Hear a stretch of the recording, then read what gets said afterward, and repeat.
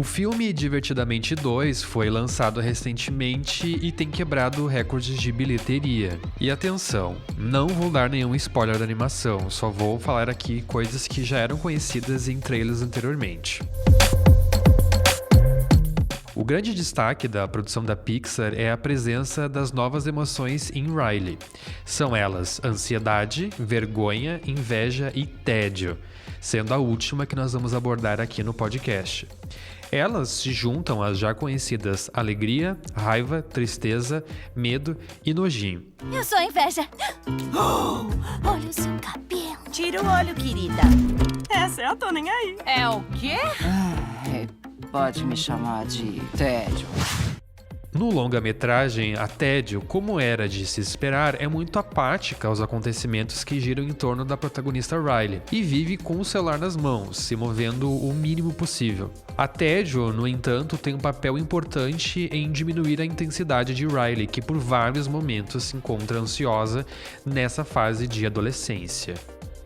O Direto ao Ponto desta vez procura entender o que é o tédio, como ele se manifesta, que público costuma atingir mais e quais são os malefícios e até mesmo os benefícios dessa sensação.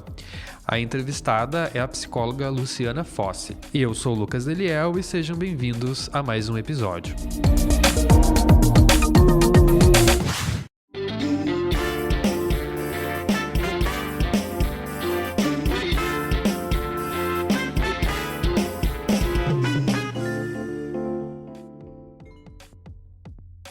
Luciana, eu quero te agradecer pela tua presença aqui no Direto ao Ponto e, para começar, te pergunto como nós podemos definir o tédio. Lucas, obrigada pelo convite. Bom, o tédio, né?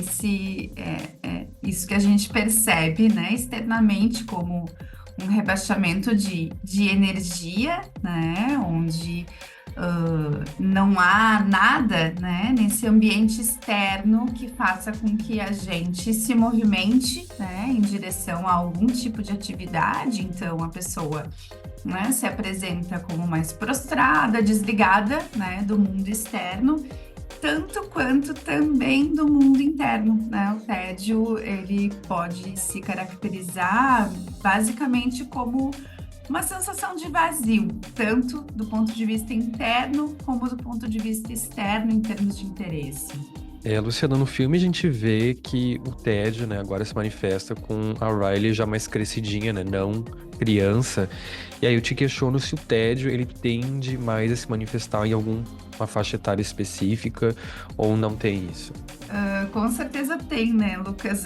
Conversava ontem com uma colega também repercutindo um pouco do filme, né? E a gente se lembrava e ela relatava da relação dela com a filha, né? Uma filha em idade pré-escolar, que nesses dias de chuva agora que a gente teve recentemente, ficava assim: mãe, agora o que eu posso fazer? Mãe, qual é a atividade que eu posso fazer? Mãe, eu quero ajudar em alguma coisa. Mãe, vamos fazer um bolo? Vamos... Né? Então, a criança pequena, né, ela tem essa demanda de estar permanentemente em atividade. Dificilmente ela vai ficar parada e silenciosa por muito tempo. E, geralmente, as mães de crianças aí na faixa dos 4, 5, 6 anos de idade, quando percebem que o filho está em silêncio, já ficam em estado de alerta porque sabem que estão aprontando, estão distraídos com alguma atividade que até mesmo pode ser perigosa, né? Então, sim, essa sensação, esse movimento, né, de voltar-se para si mesmo, de se desligar do mundo externo, do ambiente, é uma característica que começa a aparecer na adolescência. Não que não possa aparecer em crianças. Quando aparece em crianças, às vezes é sinal ou sintoma de alguma outra questão que possa estar atrapalhando a criança, que possa significar um sofrimento dessa criança, mas considerando, né, o desenvolvimento conforme ele é esperado, né, é uma característica específica, né, que surge ali no período da adolescência com muita intensidade. Sim, e Luciana, a gente vive nesse mundo cada vez mais tecnológico e a personagem do tédio carrega consigo um aparelho que todos nós conhecemos bem, o celular. Os smartphones contribuem para o aumento do tédio na sua análise? Eu acho que os smartphones, eles contribuem para distorcer o sentido do tédio no desenvolvimento, né? Me explico melhor, vamos lá. O tédio ele é importante na adolescência porque ele significa que aquele adolescente se desconectou das coisas que faziam sentido na sua infância, né? Então, o adolescente ele precisa abdicar de ser criança para se encaminhar ao desenvolvimento para a vida adulta, né? Então, aquele menino que gostava muito, sei lá, de colecionar figurinha, já acha isso muito bobo. A menina que brincava de boneca já acha que isso é coisa de criança, né? E às vezes até existe um desejo do adolescente em retornar aos seus brinquedos, aos seus hobbies, mas não fazem isso. Por quê? Porque agora isso não é mais permitido socialmente, né? O adolescente precisa ter uma postura mais madura. O tédio, essa sensação de vazio, ela vem acompanhada também desse questionamento interno. Quem eu sou? Do que eu gosto? Quem eu vou ser agora? Que tipo de adulto eu serei?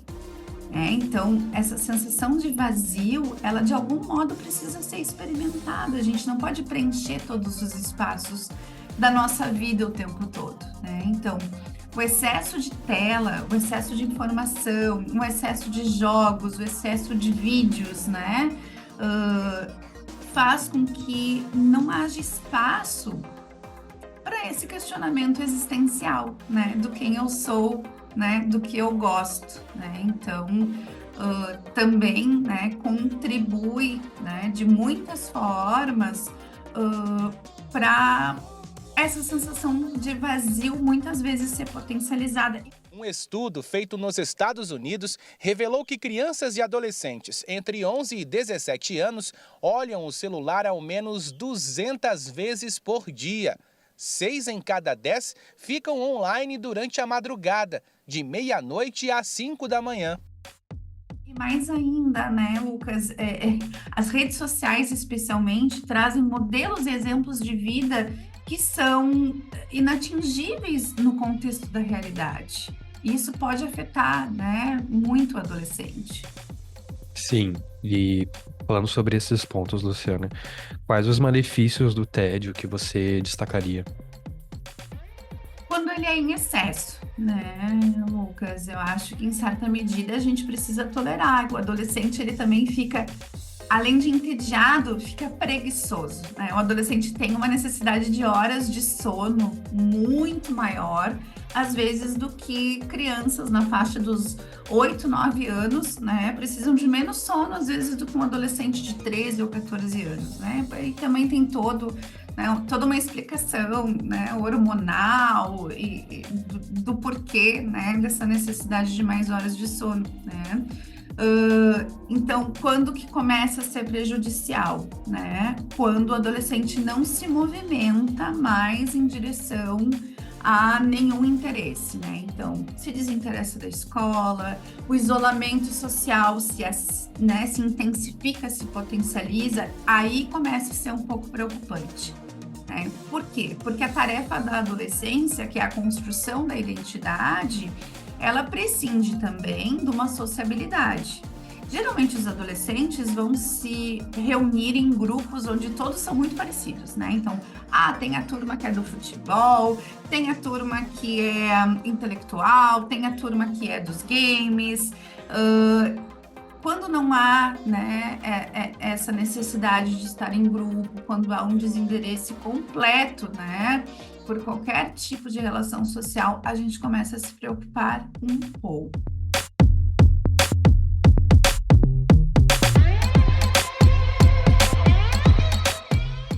Luciana, aqui trazendo uma percepção pessoal, eu sinto que nós vivemos uma era onde nós temos que ser produtivos em tudo. Além das questões profissionais, tem todas as demandas pessoais e acredito que até mesmo atividades de lazer podem ser, se não forem administradas de uma forma adequada, podem funcionar como uma espécie de trabalho. Por exemplo, você começa a assistir uma série e se sente na obrigação de terminar ela, como se fosse uma tarefa mesmo. Nesse contexto, será que o tédio também pode ser benéfico? Às vezes, fazer nada talvez não seja o ideal. A gente tem isso, né? Tudo parece que a gente está competindo com a gente mesmo, né? Então, quem termina mais rápido a série, né? Quem atinge um determinado nível lá de pontuação num determinado jogo, né? Quem, enfim, lê mais livros e assim sucessivamente, né? Tudo, até mesmo os nossos lazeres, o nosso hobby, acaba sendo capitalizado, né? Nesse sentido. Então, sim, a gente precisa compreender, né, o lazer não a partir dessa lógica de produção, né, mas sim como um encontro consigo mesmo, né, um momento onde a gente possa, de fato, respeitar, né, o nosso ritmo, respeitar as nossas necessidades, né. Eu acho que é muito um tema recorrente na clínica, né?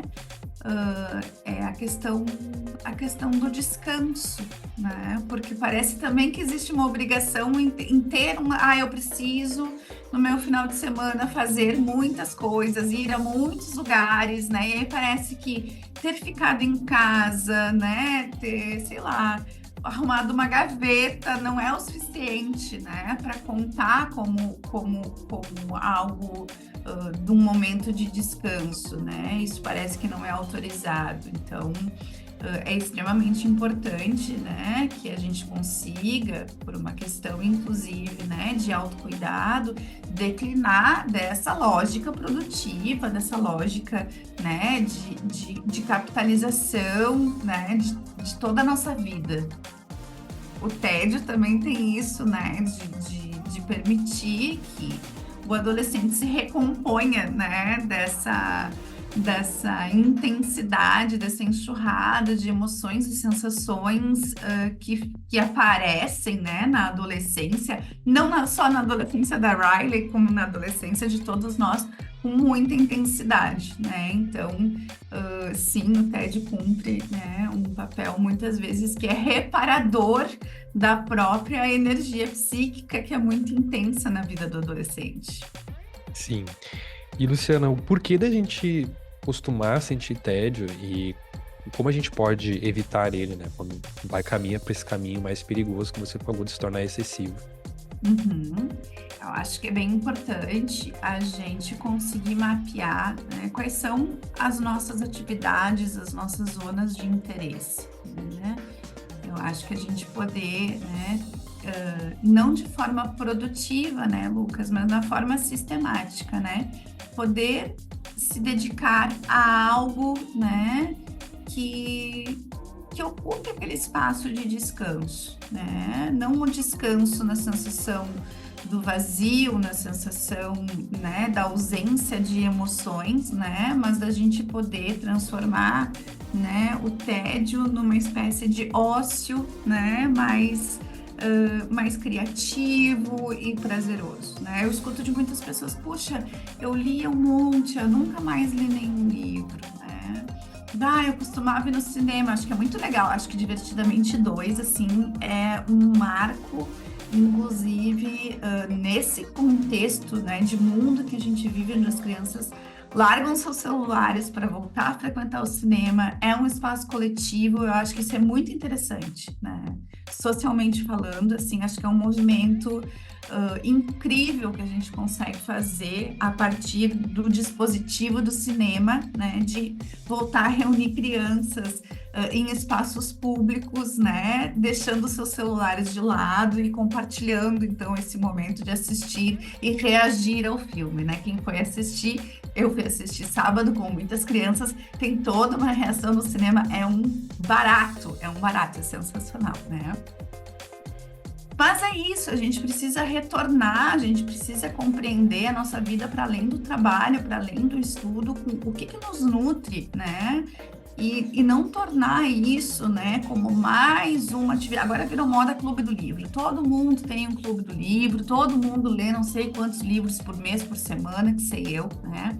Então a gente tem que tomar conta, né, do nosso momento de lazer, da série, do livro, do filme, do esporte, da jardinagem, né, do que seja, né, como um reencontro conosco, né, e não como mais uma coisa que a gente precisa postar nas redes sociais, né? Como numa lógica de produção, né? Numa lógica de que precisamos o tempo todo estar fazendo alguma coisa que soe produtiva, né? Não precisa ser, é da ordem da privacidade, da ordem da intimidade, né?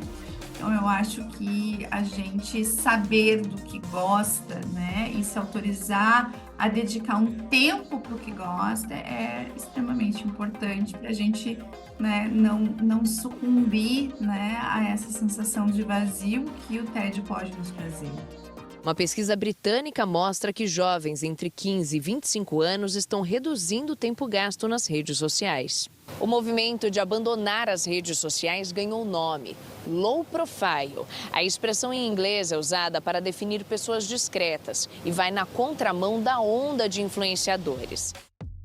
Com certeza, Luciana. E para finalizar, que recado que você deixa para quem sente que está sofrendo de tédio excessivamente? E busque ajuda, né, Lucas? Acho que hoje em dia, né, onde nós temos assim tantas possibilidades de acesso, né, à psicoterapia, de acesso a psicólogos, psiquiatras, né, e demais profissionais de saúde, que busque ajuda. Hoje em dia, depois da pandemia, né, o advento do atendimento online se popularizou muito, né, o que é ótimo, porque possibilita que as pessoas, às vezes, com um pequeno intervalo de tempo, né, consigam ter acesso, consigam fazer, né, uma consulta. Então, que busque ajuda, né? Se percebe que as suas relações pessoais, as suas relações profissionais, né, se os seus interesses em relação ao mundo está muito rebaixado em relação a outras pessoas, né, que busque esse apoio. Com certeza. Luciana, quero te agradecer pelo teu tempo disposto aqui para falar com a gente sobre esse assunto bastante importante. Obrigada, Lucas. Fico à disposição. Um prazer conversar contigo.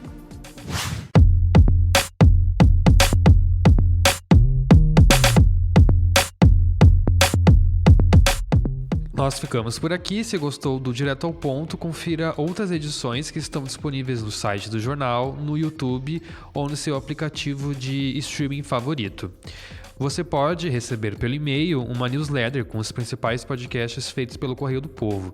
Basta se inscrever na nossa página. Esse Direto ao Ponto utilizou áudios de Walt Disney Brasil, Balanço Geral e TV Cultura, tendo produção, apresentação e roteiro de Lucas Eliel. Edição e assistência de Wilson Bravo, além da coordenação de Luiz Felipe Melo e Márcio Gomes. E aproveite também para conferir o C-Pop, podcast do Correio do Povo que aborda cinema, onde o Carlos Correia, a Letícia Pazucchi e a Vitória Rodrigues conversaram sobre Divertidamente 2. Obrigado por ter nos acompanhado e até a próxima.